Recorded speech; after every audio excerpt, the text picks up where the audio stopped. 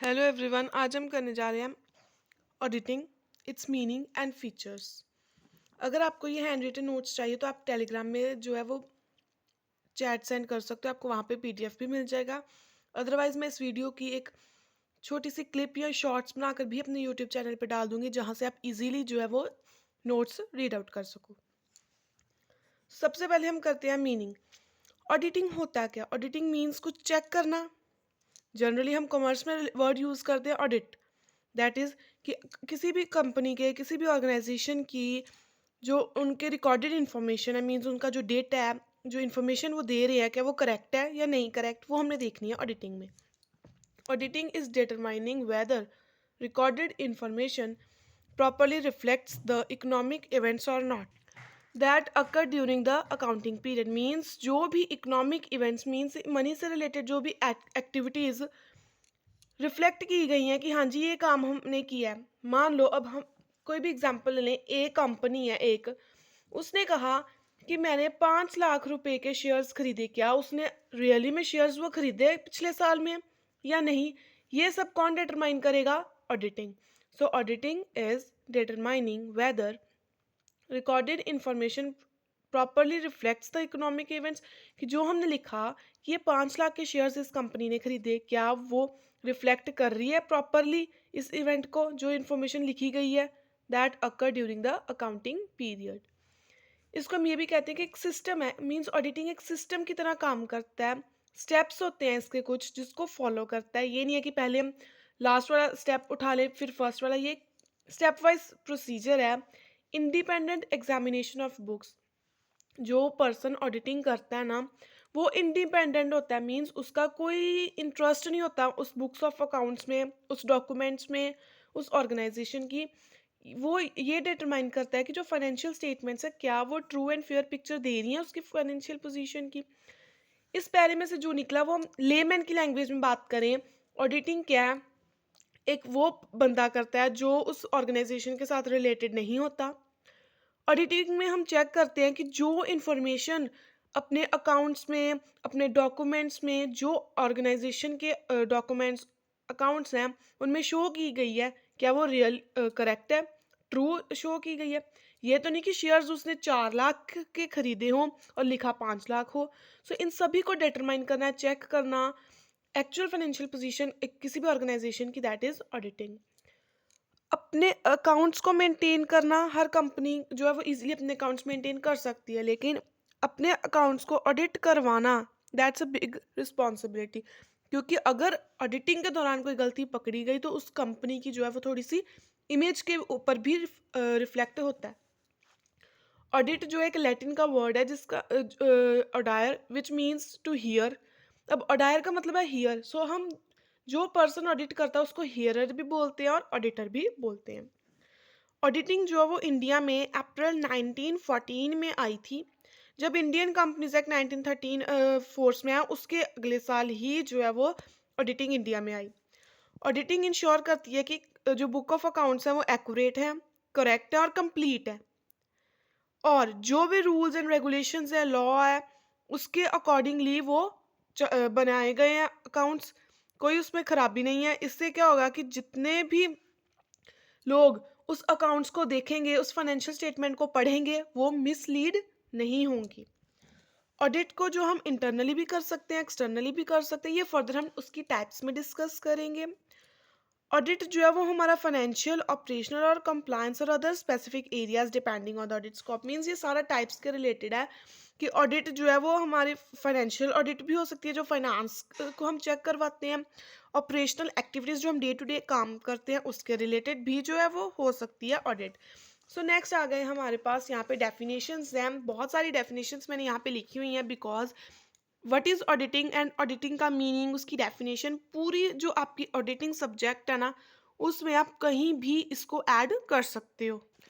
सो सबसे पहले RB boss ने जो है वो डेफिनेशन दी थी, that is audit is the verification of accuracy and correctness of books of accounts by an independent person qualified for the job and not in any way connected with the preparation of such accounts. Means audit क्या है कि हमने verify करना है कि जो book of accounts हैं वो एक्यूरेट हैं, करेक्ट है, और ये जो वेरिफिकेशन है वो किसने करनी है, एक इंडिपेंडेंट पर्सन ने जो उस जॉब पे रखा गया होगा, और उस पर्सन का रिलेशन या उस पर्सन का कनेक्शन इंटरेस्ट जो है वो किसी भी तरह से अकाउंट्स की प्रिपरेशन के साथ नहीं होगा। मींस ऑडिटर और अकाउंटेंट दोनों अलग अलग होंगे, ऑडिटर जो है वो इंडिपेंडेंट होगा। नेक्स्ट LR डिक्सी ने कहा है auditing is an examination of accounting records undertaken with a view to establishment whether they correctly and completely reflect the transactions to which they purport to relate. Purport means claim. यहाँ पे वो कहता है कि auditing क्या है कि हमने अकाउंटिंग रिकॉर्ड्स को एग्जामिन करना है। क्यों एग्जामिन करना है, हमारा पर्पस क्या है कि हमने देखना है कि जो ट्रांजैक्शन है उनके बीच में करेक्ट और कंप्लीट है, वो कि ट्रांजैक्शंस कंप्लीट है, करेक्ट है और एक दूसरे के साथ रिलेटेड है। ये ना हो कि बिजनेस हमारा जो है वो ट्रांसपोर्टेशन का कह लो, या हम कह सकते हैं कि स्कूटीज का है और हम परचेज या सेल कार शो कर रहे हैं। सो इस तरीके से हमने ट्रांजैक्शंस को एक दूसरे के साथ रिलेट करना है जो करेक्ट और कंप्लीट होनी चाहिए। RK Motz कहता है auditing is concerned with the verification of accounting data, determining the accuracy and reliability of accounting statements and reports. Means accounting किसके साथ कंसर्न्ड है, अकाउंटिंग डेटा को वेरीफाई करना है। क्यों वेरीफाई करना है, कि हम डिटरमाइन कर सके क्या वो एक्यूरेट है, रिलायबल है, ट्रस्टवर्दी है, जो अकाउंटिंग स्टेटमेंट्स रिपोर्ट्स लोग देख रहे हैं।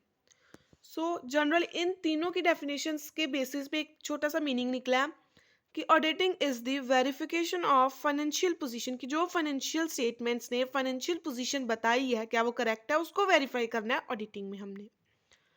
इसमें हम जो है वो अकाउंट्स को एग्जामिन करते हैं सो दैट कि जो फाइनेंशियल स्टेटमेंट्स फाइनेंशियल पोजीशन बता रही हैं, प्रॉफिट बता रही हैं बिजनेस का, क्या वो ट्रू और फेयर है, वो एक्यूरेट है या नहीं। इसीलिए हम कहते हैं कि ऑडिटिंग क्या है, एक इंटेलिजेंट और क्रूशियल टेस्ट है जिसमें हम अकाउंटिंग डेटा और स्टैंडर्ड्स की एक्यूरेसी, एडिक्वेसी और डिपेंडेबिलिटी चेक करते हैं।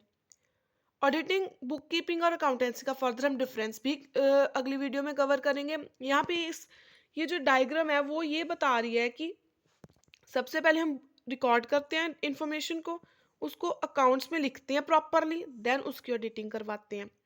एक साल की ऑडिटिंग खत्म, अगले साल फिर book keeping start. Accounting means ये एक प्रोसेस है, साइकिल है जो चलता ही जाता है।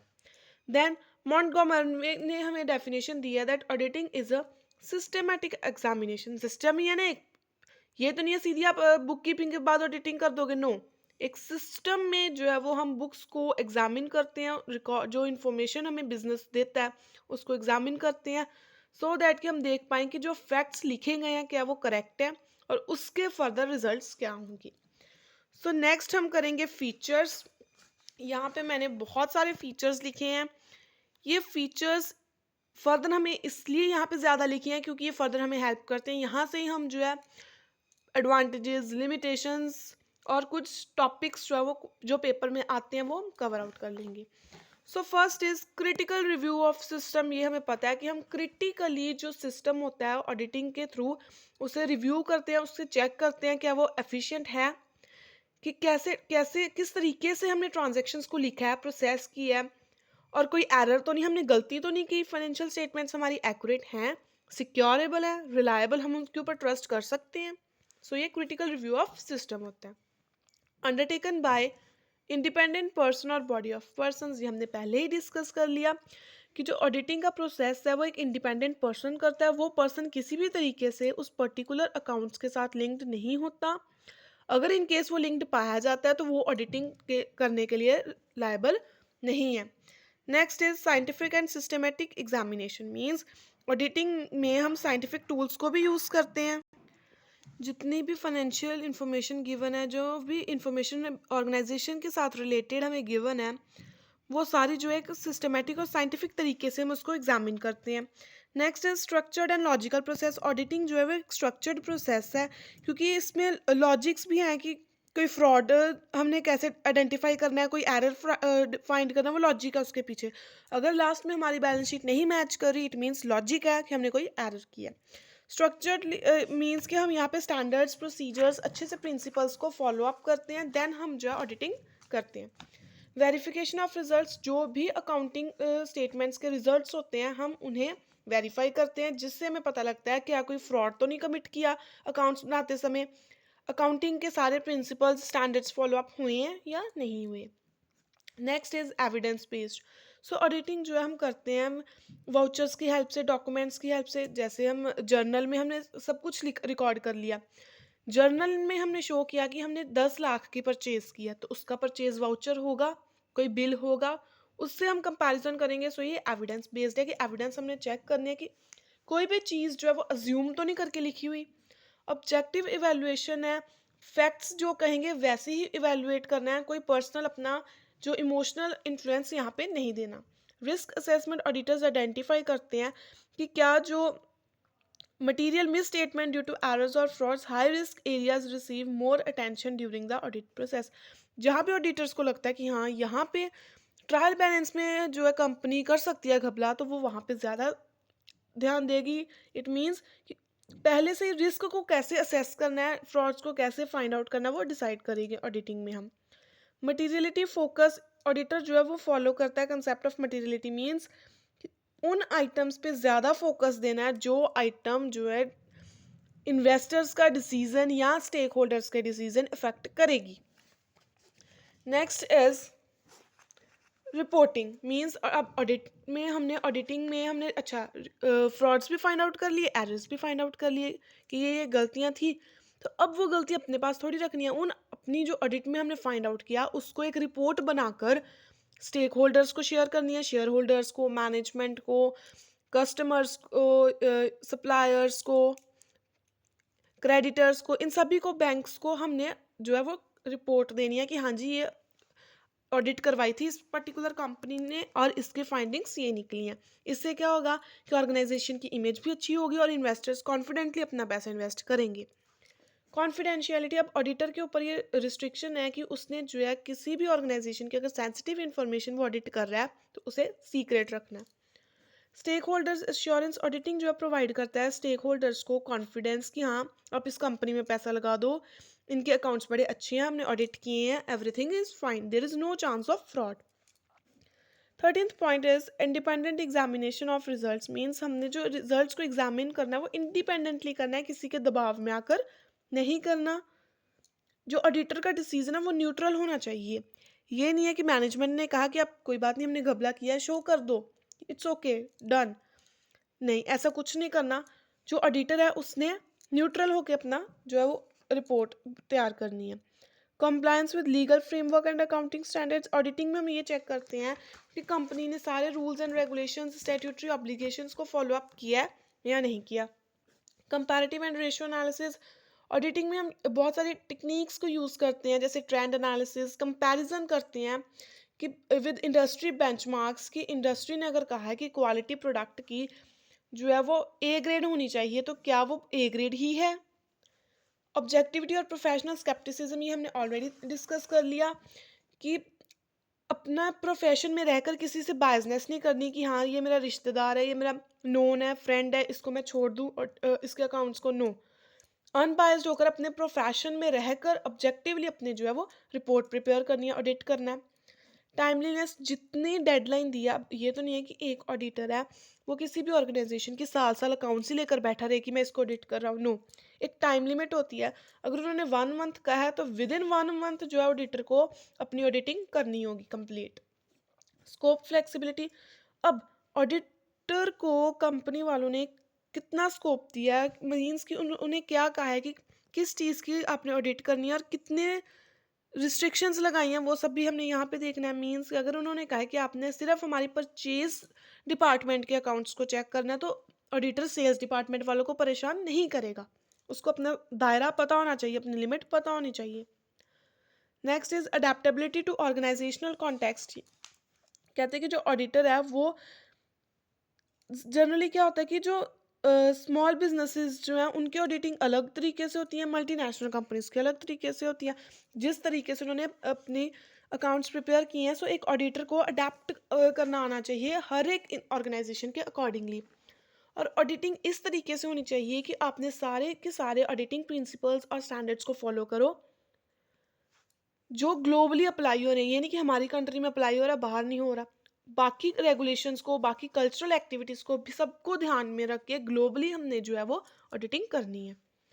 ट्रेनिंग एंड कॉम्पिटेंस, देन ये नेक्स्ट फीचर आता है ऑडिटिंग का कि ऑडिटर्स जो है उनके पास स्पेशलाइज नॉलेज होनी चाहिए, सर्टिफिकेट्स, ट्रेनिंग वगैरह होनी चाहिए कि वो अकाउंट्स को ऑडिट कर सकें।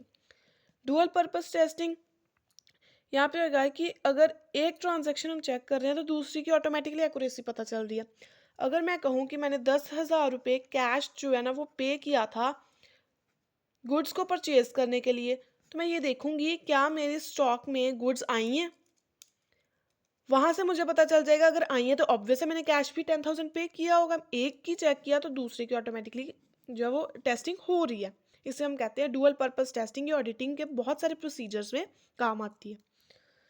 Next is audit committee interaction. कई बार क्या होता है कि एक ऑडिटर की बजाय 4-5 ऑडिटर्स या एक प्रॉपर ऑडिट कमिटी बना दी जाती है जो पूरी ऑर्गेनाइजेशन की चेकिंग वगैरह करती है, उनके अकाउंट्स को, और रिकमेंडेशंस देती है। ग्लोबल हार्मोनाइजेशन, अब ऑडिटिंग स्टैंडर्ड्स को भी हमने जो है वो फॉलो अप करना है, जो प्रमोट करते हैं कंसिस्टेंसी कि आप चाहे इंडिया में ऑडिट करवा रहे हो चाहे आप कनाडा में करवा रहे हो, आपका रिजल्ट सेम आना चाहिए।